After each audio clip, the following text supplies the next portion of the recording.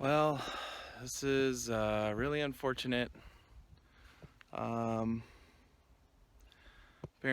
I guess we had someone come through and steal a whole bunch of lumber.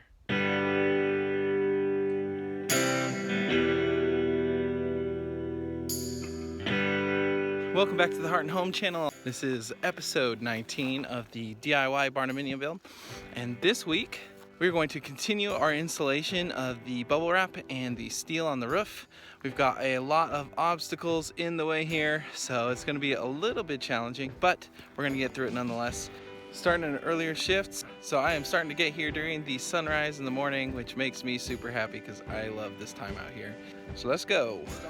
All right, so we've had the excavation company who's doing our septic system out here for the last couple days, and they have been at work. They are not only doing our septic system install, they're also doing our water line and a power line that goes from the post to the home. So we'll just kind of walk along that real quick and you guys can see how it's all going.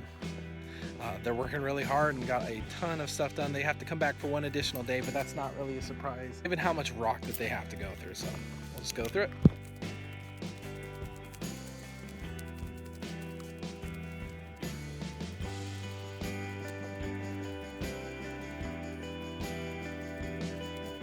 Okay, so that's the water line right there.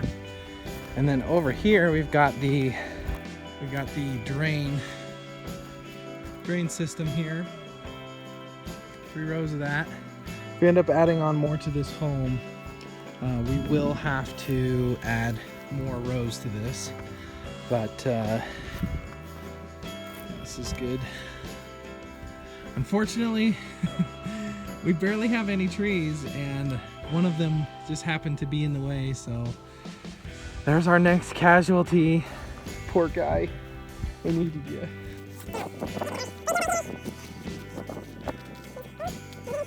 Over here, going back to the house. So it's quite a ways. Yeah, it costs a lot of money to do it that way, but honestly, like, we want to do a lot of stuff out here. And I'm not exactly thrilled about the smell of a septic system, so I'm somewhat happy that it's far away from the house and that we can just do whatever we want around here without really worrying about utilities being in the way.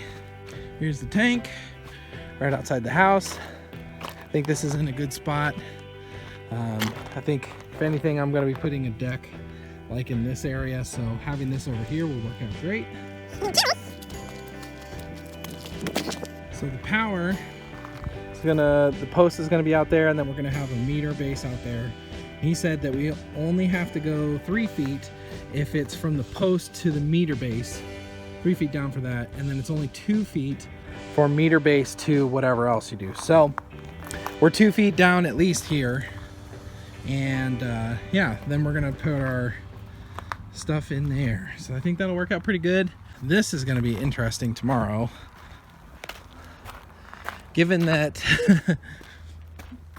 this area here is where I need to put my ladder to get up on the roof. So I don't exactly know what I'm going to do there. I'll have to figure something out, but it shouldn't be too bad.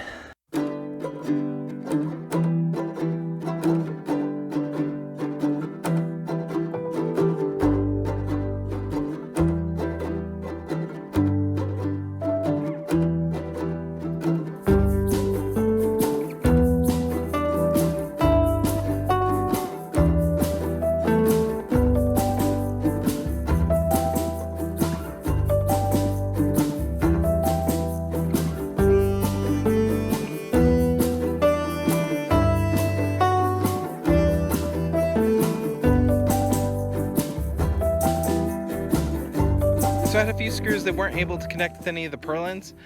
So as you can see up there, I put in an extra 2x material just right next to them, just to have something to screw into. And so that should fix that issue just fine. The rest of them are fitting, so I'm feeling pretty comfortable that it was just like an issue there right on the end.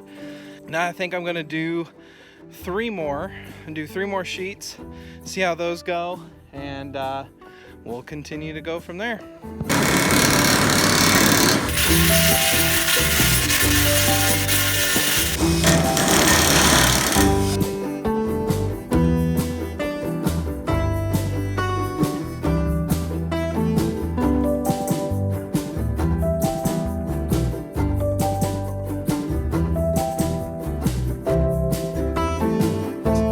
I just realized that these 3 aren't actually ruined, because in the back I'm going to be reversing the direction that it goes anyways. So these ones were actually just drilled in the same pattern that I'll need for the backside. So these will still be just as usable as anything else, so that's good news. Okay, so just to go over how I'm doing this by myself real quick with you guys.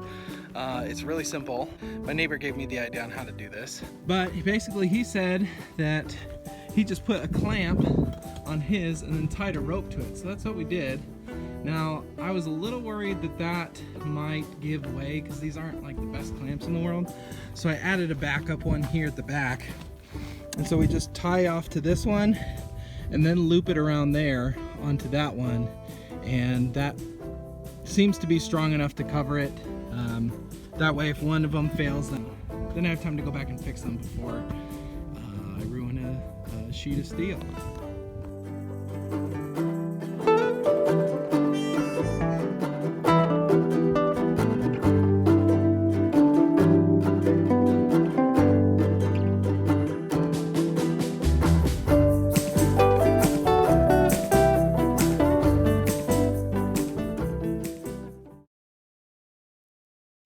Well, this is really unfortunate. Apparently, I guess we had someone come through and steal a whole bunch of lumber. A huge portion of this pile is gone.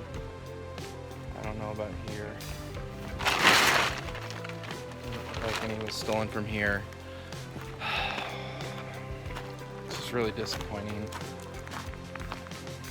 We had a ton stolen from this pile here. Just like really unfortunate. I don't think that they stole any of our steel.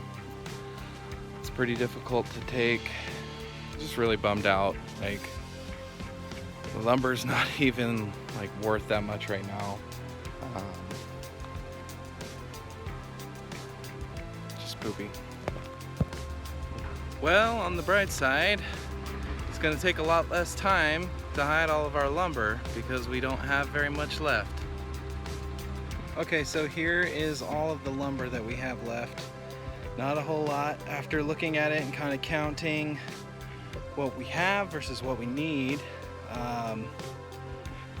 we have about 70.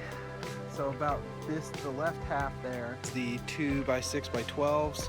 I think we have about 75 of those, and I think about 50 of those are needed just for the ceiling purlins alone. And so with that, the rest of this lumber here, this little section, this stuff here is, I'd say about the last 4 rows of that, or 5 rows.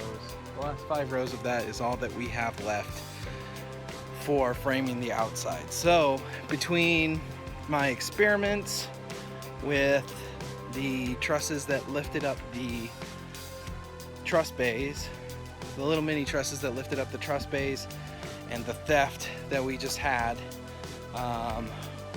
I think we have lost somewhere between 60 and 80% of the wood that we needed to frame the exterior walls. So that's a pretty big bummer. Yeah, kind of a crappy setback. But what can you do? You know, there's only so much you can do.